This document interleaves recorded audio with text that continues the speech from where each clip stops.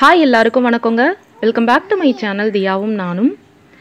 இன்றைக்கி நம்ம இந்த வீடியோவில் பன்னீர் புர்ஜி எப்படி பண்ணுறதுன்னு தாங்க பார்க்க போகிறோம். அதுக்கு பார்த்தீங்கன்னாக்கா 3 பெரிய சைஸ் வெங்காயம் பொடியாக கட் பண்ணி வச்சுருக்கேன்.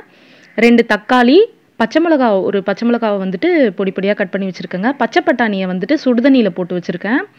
பன்னீர் வந்து இப்போ ஃப்ரெஷ்ஷாக வாங்கினது, அதனால நான் அப்படியே லைட்டாக சுடுதண்ணியில் வாஷ் பண்ணி எடுத்து வச்சுக்கிறேன்.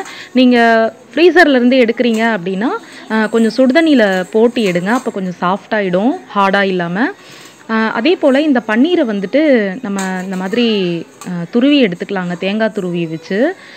அது பார்த்திங்கன்னா இப்படி மேலேருந்து மட்டும் திருகுங்க. தேங்காய் திருகுவோம்ல நம்ம மேலே, அப்படி இழுத்து அந்த மாதிரி பண்ணாதீங்க, அப்போ வந்து அது தூளாக ஆகிடும். ஸோ அதனால் ஒரே வாட்டமாக அப்படியே இழுத்து எடுங்க. இப்படி எல்லா பன்னீரையும் நம்ம துருவி எடுத்துக்கலாம். இப்படி தான் பண்ணணும்னு இல்லை, நீங்கள் பன்னீரை வந்து கையிலேயே நல்லா துருவி கூட பண்ணிக்கலாம், அப்படியே உடச்சி விட்டு. இப்படி பண்ணால் நல்லாயிருக்கும். இந்த பன்னீர் புர்ஜினா வேறு ஒன்றும் இல்லைங்க, நம்ம முட்டை பொடி மாஸ் பண்ணுவோம்ல, ஸோ அந்த மாதிரி தான். அதனால தான் நான் இந்த மாதிரி துருவி எடுத்துருக்கேன். முட்டை வந்து அந்த மாதிரி ஒரு மாதிரி தூளாக தெரியும்ல, அதனால தான் இந்த மாதிரி துருவி எடுத்திருக்கேன். அப்போ தான் நமக்கு அந்த தன்மை கிடைக்கும், முட்டை பொடி மாசோட தன்மை இதில் நமக்கு கிடைக்கும். இப்போ ஸ்டவ் பற்ற வச்சு பேன் வச்சுக்கிட்டேங்க. தேவையான அளவுக்கு எண்ணெய் ஊற்றிக்கிறேன். ஒரு 2 டேபிள் ஸ்பூன் இருக்கும். உங்களுக்கு எவ்வளோ நீங்கள் எண்ணெய் யூஸ் பண்ணுவீங்களோ அதுக்கேற்ற மாதிரி போட்டுக்கோங்க. அப்புறம் 1/2 ஸ்பூன் அளவுக்கு பெருஞ்சீரகம், அதாவது சோம்பு போட்டுக்கிறேங்க. அப்புறம் 1/4 ஸ்பூன் அளவுக்கு சீரகம் போட்டுக்கிறேன். ஸ்பைசஸ் வந்து இவ்வளோ தாங்க, இதுதான் போடணும் அதுதான் போடணும்னு இல்லை. நீங்கள் பட்டை, லவங்கம் அதெல்லாம் போடணுன்னாலும் போட்டுக்கலாம். மேக்ஸிமம் இதுக்கு வெறும் சோம்பு மட்டுமே கூட போட்டு ரொம்ப சிம்பிளாக ஈஸியாக செஞ்சிடலாங்க. ஸோ அப்புறம் கட் பண்ணி வச்சுருக்க வெங்காயத்தை நான் இதில் போட்டுக்கிறேன்.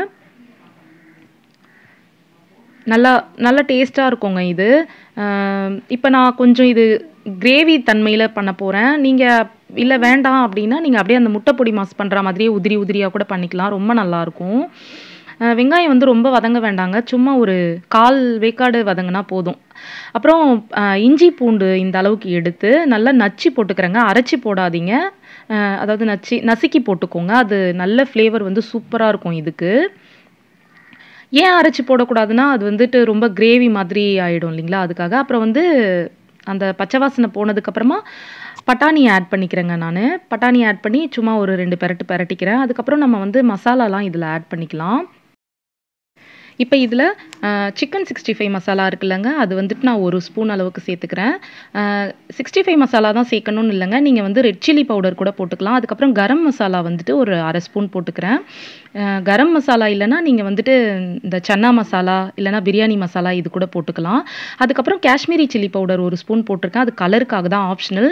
நீங்கள் ரெட் சில்லி பவுடர் போடுறீங்கன்னா அப்படியே விட்டுருங்க. அதுக்கப்புறம் மஞ்சத்தூள் வந்து ஒரு 1/4 ஸ்பூன் அளவுக்கு போடுறேங்க. இப்போ இந்த மசாலாவோட பச்சை வாசனைலாம் போகிற அளவுக்கு நல்லா பெரட்டிட்டு அதுக்கப்புறமா பச்சை மிளகா ஆட் பண்ணிக்கலாங்க. நம்ம பச்சை மிளகா வந்துட்டு நம்ம ஏன் இந்த ஸ்டேஜில் ஆட் பண்ணுறோன்னா, பச்சை மிளகாவும் ஒரு மாதிரி கூழாயிடும் இல்லைங்களா தண்ணி பதத்துக்கு, அதனால தான் நம்ம இப்போ ஆட் பண்ணுறோம். அதுக்கப்புறம் தக்காளி போட்டுட்டு சும்மா லைட்டாக ஒரு 2 பெரட்டிக்கோங்க. இப்போ எனக்கு வந்து நான் கொஞ்சம் கிரேவி மாதிரி பண்ண போகிறேன், எனக்கு அந்த மாதிரி இருந்தால் எங்கள் வீட்டில் விரும்பி சாப்பிடுவாங்க, அதனால நான் நல்லா குழைவாக இது பண்ணிக்கிறேன்.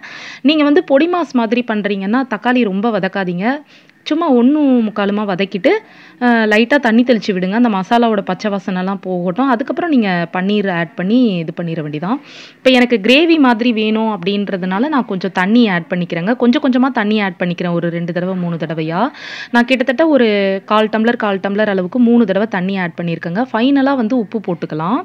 இப்போ அந்த கிரேவி வந்து ஆல்மோஸ்ட் ரெடி ஆகிடுச்சு. ஸோ உப்பு வந்து தேவையான அளவுக்கு போட்டு நல்லா பெரட்டிக்கிறேங்க. அப்புறம் லாஸ்ட்டாக பார்த்தீங்கன்னாக்கா ஒரு 1/2 மூடி அளவு எலுமிச்சப்பழம் இருக்குல்லங்க, அதை வந்து நல்லா பிழிஞ்சு விட்டுக்கிறேன். இதுவும் விடணும்னு அவசியம் கிடையாது, டேஸ்ட் நம்ம சாப்பிடும்போது ரொம்ப நல்லாயிருக்கும், அதுக்காக தான்.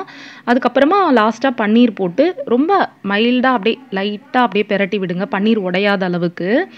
ரொம்ப லேசாக இருக்கணும் நீங்கள் அந்த பெரட்டி விடுறது, பட்டும் படாமன்னு சொல்லுவாங்களா அந்த மாதிரி. அப்புறம் இறக்கிறதுக்கு முன்னாடி கஸ்தூரி மேத்தி வந்து கொஞ்சம் க்ரஷ் பண்ணி போட்டுக்கிறேங்க. கஸ்தூரி மேத்தி இல்லைன்னா நீங்கள் வந்து கொத்தமல்லி தழை கூட போட்டுக்கலாம், ரொம்பவே நல்லாயிருக்கும். ரொம்ப சூப்பரா இருக்குங்க. இது இல்ல, அது இல்லன்னு இல்ல. எது வேணாலும் நம்ம வீட்ல இருக்கிறத போட்டு நம்ம பண்ணலாம்.